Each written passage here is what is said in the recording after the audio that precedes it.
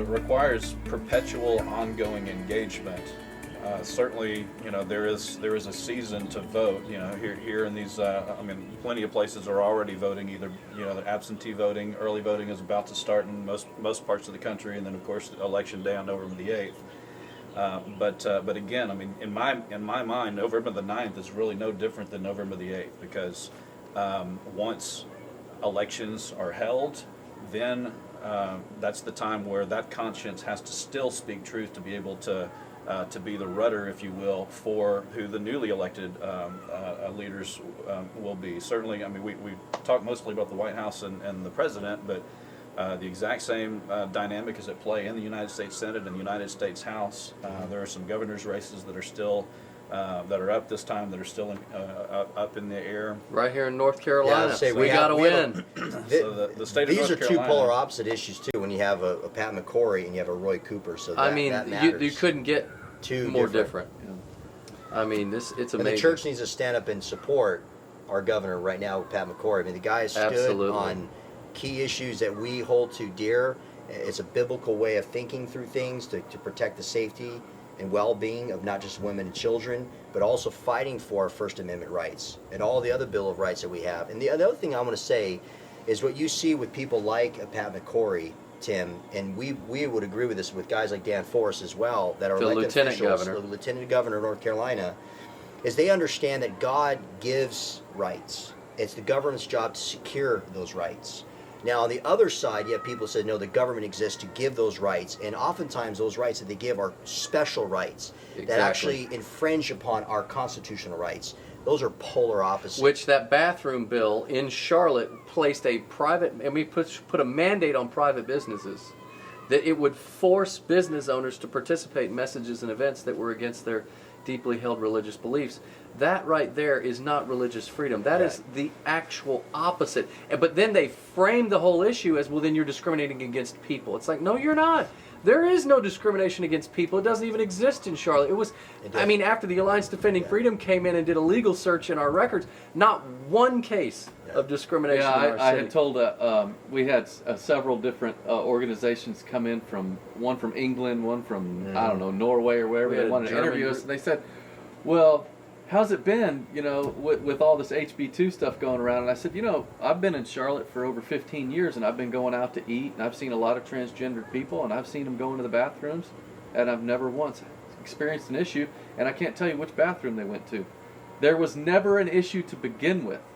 There was a solution that they wanted to put in place, the Charlotte City Council. To a problem that didn't exist. That's where I was going, but you just interrupt me. So it was a solution looking for a problem. And we said there was never a problem to begin with, but now there are big problems. And you can see how many resources are put into North Carolina right now to try to get Roy Cooper elected, to try to push through all of this very, very bad family-type policy stuff that's going against the traditional family, trying to re-implement a brand-new family, and it is chaotic. And North Carolina is the focal point. So your observations are right on in terms of a solution looking for a problem. It's the harsh reality, and we'll save this for another day, is that there are global, actually certainly national and global forces that have kind of through a series of very well-funded focus groups and studies have decided not only what the topic and the message and the solution will be, but also what the geography needs to be to begin their fight. We happen to be sitting in the vortex of where about 15 years of study and focus groups decided this message at this time in this city. So to say that this was like an organic move, that there were rights being either restricted or trampled on is a farce. So again, but perpetual engagement will actually lead people to understand that that even in the case of a lot of these candidates, the candidates themselves and the kind of social movements that we see, in truth, are actually vehicles and sometimes, frankly, pawns for larger, more well-financed organizations. We again here in Charlotte, we just saw that 2 weeks ago with rioting in the streets, And 3 days after the riots kind of start to subside, the police department here reports that over 2/3 of the people that were actually taken into custody during those riots weren't from North Carolina. That's Once exactly again, right. a solution Yeah. looking for a problem. Yeah, you're talking $15 an hour for hire type people that are getting bought out by these groups that are saying, all right, the agitation is in Charlotte, let's go there. There were Craigslist And- ads put Yeah. out, And- discreet ads put out to And hire agitators. one of the reasons why they focused in on Charlotte was because they had a friend in Mayor Roberts who specifically did not accept Governor McCrory's offer to For send in national- resources to help that morning, and she's like, no, we don't need it. You know what she's looking for is some agitation. And also that day did not put a mandatory curfew And in the even city. then- And so now you've got all of these media outlets that are filming chaos. I mean, what is a good leader supposed to do? It's supposed to see ahead and say, wait a second, I'm going to stop this before it gets bad. But she didn't do that because she knew what was going on. Well, but see, even before all of this, Mayor Roberts and Jason, we've got a lot of friends on the inside in different councils, mayors across these cities around the Charlotte metro. Mayor Roberts and her office are calling other mayors and trying to get them to push these radical bathroom bills against House Bill 2. So she's a community organizer that was brought in by the Human Rights Campaign, and the number one agenda, push this radical bathroom bill. Now, here's what's important. And if you don't get anything on film, you need to get this on film.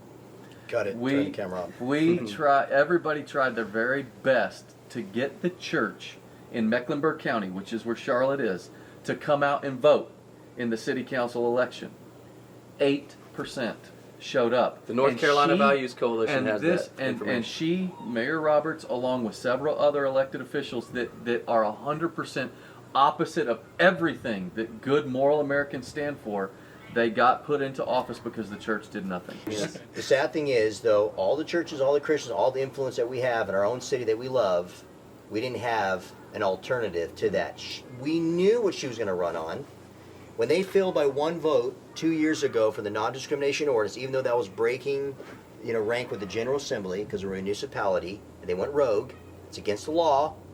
They still found a candidate who was willing to run on that issue, funded by MacPac, Human Rights Campaign.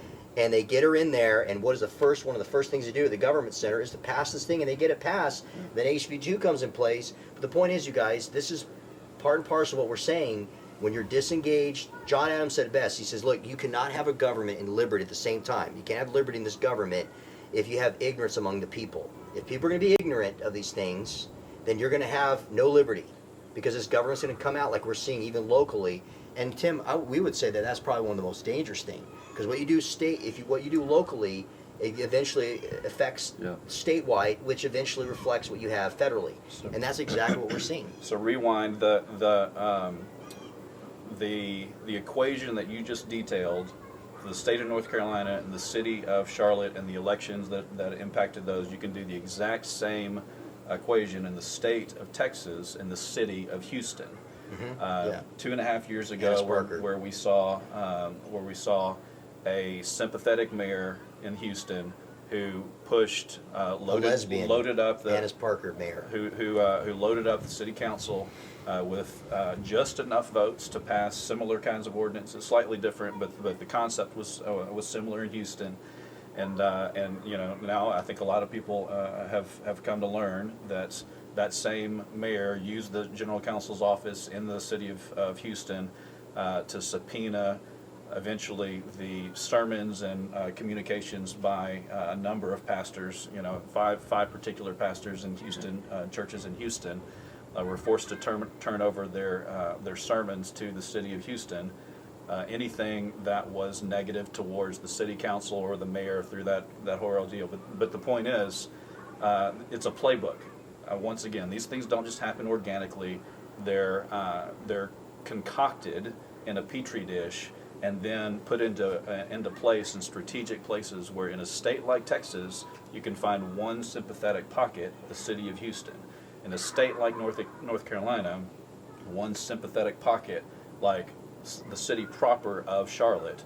With only an 8% turnout vote, you can actually have a well-organized city campaign for a city council or for the mayor can have a disproportionate effect, right? So perpetual engagement, constant vigilance on these things is really the only answer. And you know, for those Christians across the country that that pine for the days of just being able to read the paper and surf the internet and kind of live in peace, while we may want that luxury and that comfort, I would argue that actually, when the temperature turns up, if we respond to the call of the Lord, not only do we see more effectiveness in our cities, counties, and then ultimately in our nation, but also we ourselves, our families are drawn back to the Lord Himself. Yes. Instead of just kind of creature comforts that surround us, enjoying our freedoms just for the sake of license and luxury. Freedom is to be used to serve others and to free others. Yep. We're set free. It is for freedom that we are set free, right? And so the last thing I'll add on that piece is that we're called to be light, both light and to be salt. We, as we've kind of slipped a bit into maybe some lethargy in America, that salt maybe isn't quite as salty as it needs to be. Mm-hmm. And so my hope and prayer, as we are asking questions about the lesser of two evils and what's the place of government and the church's engagement, and you know, do we as Christians even want to be touch all that stuff, is that we can regain that saltiness, that we can actually be that preservative in our culture and in our government as well. That really, not just we as American Christians, but all Christians throughout all of history have been called to engage culture, not disengage from culture. And not only is it a blessing to us because we find a communion with the Lord Himself, but we also, all of the people, even unbelievers, ironically enough, benefit from engagement of the people of God. Intertwined throughout a culture. Well, the encouraging thing as we wrap this part up, Tim, and you look at it, George Washington wouldn't have existed if there's no American Revolution. You would not have Abraham Lincoln if he wasn't fighting over slavery. And you wouldn't have a Martin Luther King Jr. if he wasn't fighting over the protection of equal rights among blacks and whites. So it's in the midst of adversity and times of trial and tribulations, the Bible says that we are to rejoice in all things and to hold fast that which is good. And that's clearly what we're seeing. So when you look at the Annis Parkers and the Jennifer Roberts, they're doing what they believe they're called to do. And yet we get upset and say, how dare they? Well, you know what? They're the ones that ran. They're the ones that had people funded them, and they're the ones that are out there making an effort. While in Houston, 6 of the largest churches in the world exist in Houston. And in Charlotte, we have over 1,000 churches, more churches per capita in the city of Charlotte than anywhere else in the world. But for them, it's bragging rights, because if they can get a liberal bent person leading the city with all these churches, what does that say? They win. Yeah. They win. That's so like it's putting a flag right on the hill. It is a flag, the crescent flag. It's what the Muslims will do when they're conquering churches. Cordoba. They put the flag there to represent that Allah is spreading, the caliphate is here. So, you know what? They're doing what they have intended to do. But you know what? We have the Lord on our side, and we just have to activate that base again, Tim, like you said.